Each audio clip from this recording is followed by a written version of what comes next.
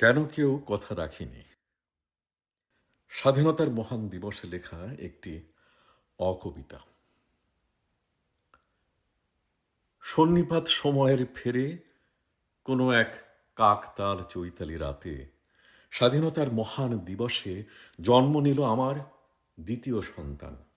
দিন গুণে সেই মহান স্বাধীনতার ঠিক ৩৩ বছর পরে সেই সুপ্রসন্ন ক্ষণে সুনীলের প্রায় লোকায়ত কাব্যিক স্মরণে মনে ঘটেছিল এই স্বাধীনতার ৩৩ বছর কাটল, কেউ কথা রাখেনি।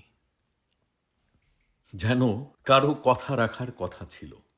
কে দিয়েছিল কাকে সেই কথা? সেই কথা ভাবার কথা কেউ কাউকে তো দিল না কথা। যেন দেশ স্বাধীন হওয়া মানে কথা পাওয়া রাখা নয়।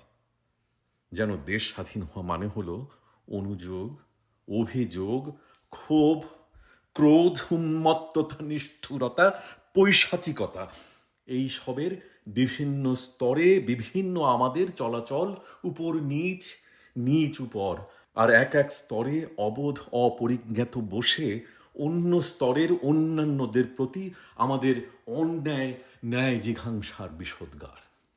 কিন্তু দেয়া নয়, কথা, কাজ, মেধা, দক্ষতা ও প্রজ্ঞা। যেন দেশের স্বাধীনতা মানে ব্যক্তির স্বাধীনতা অর্জন, যেন স্বাধীনতা নয় কোনো সংগ্রাম প্রতিক্ষণ, যেন স্বাধীনতা মানে অন্যদের উপর অধীনতা, যেন স্ব এর অর্থ আসলে অপর, আর সেই অপরের উপর নিরন্তর সব দাবি দেওয়া, কিছুতে নিজের কিছু দেবার যেন নেই, কাজ নেই কোনো। যেন যখন মহান স্বাধীনতা দিবসের প্রাক্কালে নদীতে ডুবে যায় নেত্রী, নেতা, মজুর, মালিক, চাকর, মনিব, কামলা, আমলা, সন্তান ও বন্ধু, প্রেমিক ও স্ত্রী, বাবা ও মা সহ মলিন তোবড়ানো লাল সাদা বাস, তখন ব্যর্থ নয় সকলেই, আমি সহ, যে আমি আমার অধীন বলে সুউচ্চ কণ্ঠে দাবি করে যাই নিরন্তর অন্যের অধীনতা। যেন মৃত্যু সংবাদ অনবহিত আমি ছিলাম না যাত্রী সেই বাসে। যেন নিজের নিরাপত্তার ভার ন্যূনতম নেই নিজের উপর।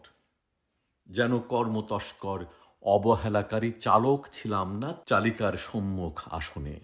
যেন আইন প্রয়োগে অবহেলায় আমি ছিলাম না নৌ পরিবহন কর্মী দলে কর্তৃপক্ষে আইন প্রণয়নকারীদের আরামপ্রদ আসনে। যেন আমি ছিলাম না সামাজিক শিক্ষক সকলের দণ্ড হাতে চরম উদাসীন আর কর্মবিমুখ।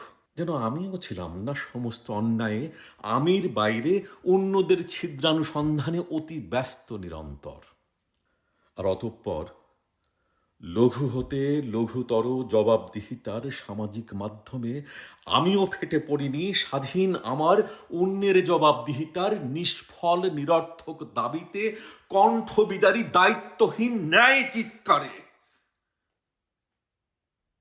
কেউ কথা রাখিনি। স্বাধীনতার এই মহান দিবসে তাই অপরের কাছেই অভিযোগ রেখে যাই, উত্তর কে দিবি? কেন কেউ কথা রাখিনি?